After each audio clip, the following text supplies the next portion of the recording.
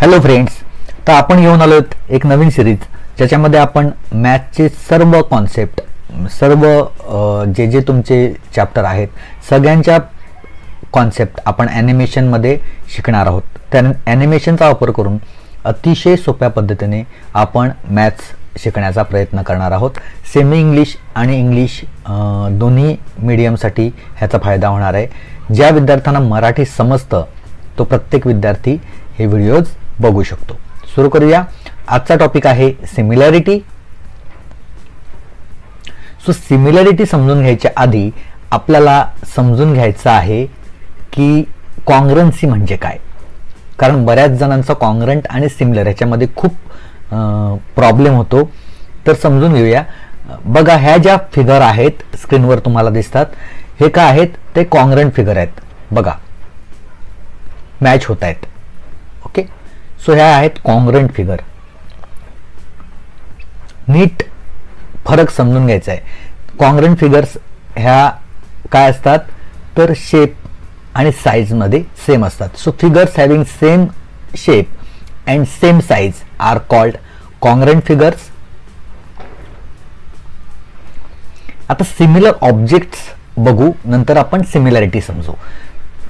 तर बघा, हे आहे ओरिजिनल एक पिक्चर आहे आणि त्याच्या बाजूला तुम्ही बघितलं छोटं, तर ते एका खेळण्याचं किंवा डुप्लिकेट वस्तूचं पिक्चर आहे. ठीक आहे, दोन्ही सिमिलर दिसतात. आता एक तुम्हाला दिसेल डाव्या बाजूला जी फिरते ती पृथ्वी आहे, ओरिजिनल पृथ्वीचं इमेज आहे, आणि राईट साईडला आपण अभ्यासासाठी जे वापरतो पृथ्वी त्याची इमेज आहे. ठीक आहे, किंवा आपण हे बघितलं तर प्लेन आहे इमेजमध्ये, आणि हे आहे छोटं प्लेन म्हणजे खेळण्यातलं प्लेन. तर figures whose shape is same. Shape एकसारखा दिसतो, but size may or may not be same. Size same असेल किंवा नसेल. ओके, म्हणजे काय? एकसारख्या दिसणाऱ्या, सारख्या शेपमध्ये असणाऱ्या, पण साईज सारख्या असायला पाहिजेत अशी काही अट नसते. अजून काही ऑब्जेक्ट बघा. तो figures with shape is same and size may or may not be same are called similar figures. Okay, आता जास्त डिटेल समजून घेण्यासाठी आपण काय करूया, तर आपण एक ट्रायंगल घेतो, ट्रायंगल ABC, आणि त्याची कॉपी करतो. तोच ट्रायंगल आपण दुसरीकडे घेतो, ट्रायंगल ABC. आता आपण काय करतो, तर ट्रायंगल ABC जो दुसरा ट्रायंगल आहे त्याला आपण झूम करतो, ट्वाइस म्हणजे डबल करतो. आता त्याला आपण मोठं करतो. आता तो ट्रायंगल डबल साईजचा झाला, म्हणजे त्याच्या सगळ्या ज्या साईज आहेत त्या आता काय झाल्या असतील, 2 टाइम्स झाल्या असतील. ओके, सो त्याला आपण नाव दिलं आता PRQ. So triangle ABC is similar to triangle PRQ. का? कारण आपण त्याच ट्रायंगलला फक्त झूम केलं, ट्वाइस केलं. ओके, सो आपण लिहू शकतो triangle ABC is similar to triangle PRQ. So if ABC is similar to PRQ, then आपण काय म्हणू शकतो, angle A is congruent to angle P, angle B is congruent to angle R, and angle C is congruent to angle Q. Okay, because corresponding angles of similar triangle are congruent. Similar triangle चे corresponding angles काय असतात, तर congruent असतात. आता आपण sides घेतल्या, समजा AB is equal to 8.5. आपण जर त्याला डबल केलं तर PR काय असणार आहे, 17. BC is equal to जर आपण 5 घेतलं, RQ आपण डबल केलंय तर RQ काय असणार आहे, 10 सेंटीमीटर. जर AC 10 सेंटीमीटर असेल, PQ ला आपण डबल केलंय तर PQ काय असणार आहे, 20 सेंटीमीटर. सो आपण जर रेशो लिहिले AB upon PR is equal to 8.5 upon 17, so that will be 1/2. किंवा आपण BC अपॉन QR लिहिलं, so that will be equal to 5/10 is equal to 1/2. Okay, और AC अपॉन PQ जर आपण लिहिलं तर ते येणार 10/20 इज इक्वल टू 1/2. तर सगळे जे रेशो आलेत, तुमच्या लक्षात येईल की सगळे रेशो काय आलेत, सेम आलेत, 1/2.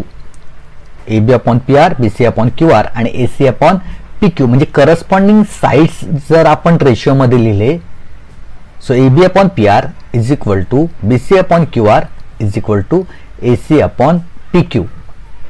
Okay, so corresponding sides of similar triangles are in proportion असं आपण म्हणतो. म्हणजे त्यांचा रेशिओ काय असतो, सगळ्या करस्पॉन्डिंग साइडचा रेशिओ काय असतो, सेम असतो, इन इक्वल प्रपोर्शन. आपण अजून थोडी डिटेलमध्ये समजून घेऊया. एक ट्रायंगल घेतला आपण ABC, त्याच्या साइड घेतल्या 4, 5 आणि 6 सेंटीमीटर आणि अँगल्स आहेत 70, 80 आणि 30 डिग्री. ओके, दुसरा थोडासा एक्सपांड केला आणि ABC ला आपण नाव दिलं PQR. So ABC similar to PQR, आपण त्याला डबल केले. सो साइड आहेत 8, 10 आणि 12.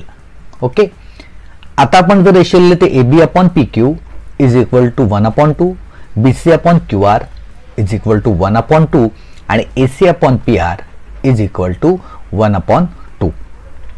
So we can write AB upon PQ is equal to BC upon QR is equal to AC upon PR.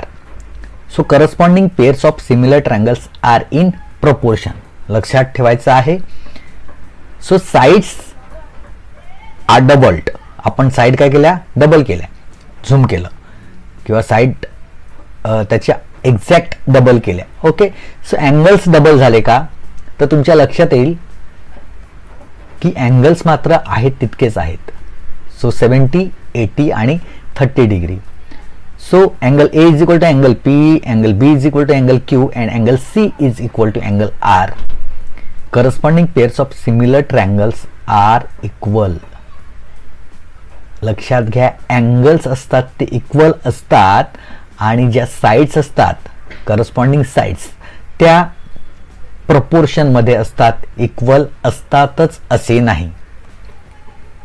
So similar triangles आपण काय शिकलो, तर if triangle ABC is similar to triangle QRP that is given, then AB upon QR